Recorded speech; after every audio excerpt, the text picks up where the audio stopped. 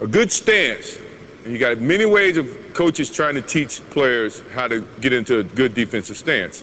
What I was always taught, is to try to be shoulder width apart. I like to put my right foot forward so that I can either direct the defensive player or offensive player where he wants to go. And I can react a little bit better if I'm not too wide. If I'm just shoulder width apart, I think that I can react a little bit easier.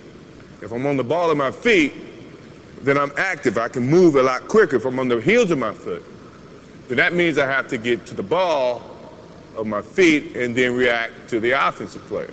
Sounds complicated, which is probably why most people don't want to play defense.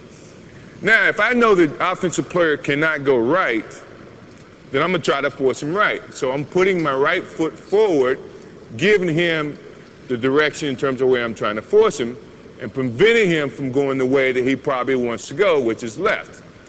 Now, if my offensive player wants to go left, then I am going to try to force him totally opposite of where he wants to go.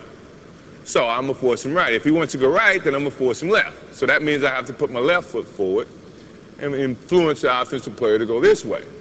If I'm guarding the guy at the center of the basketball court, because my reaction is a little bit better going to my left, I am going to put my right hand or my right foot forward, forcing the offensive player that way.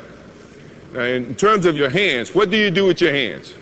A lot of coaches say your right hand is going to be mirroring the basketball. So if the offensive player is starting to look for a pass, you, as a defensive player, is going to sit here and mirror the basketball so that you can kind of deflect the basketball and not give him a direct passing lane to the offensive player or his other offensive player. Your left hand, if you're taking a right foot stance where your right foot is ahead of the left and you're trying to influence him to go to his right, your left, it's going to be sitting here charming at the basketball, trying to flick the basketball. Not this way, because that's how you get fouls. If the offensive player is there, you're mirroring the basketball and you're doing this, trying to flick the basketball loose. And if you're coming from underneath the basketball, you're not as opted as to foul the offensive player coming from underneath.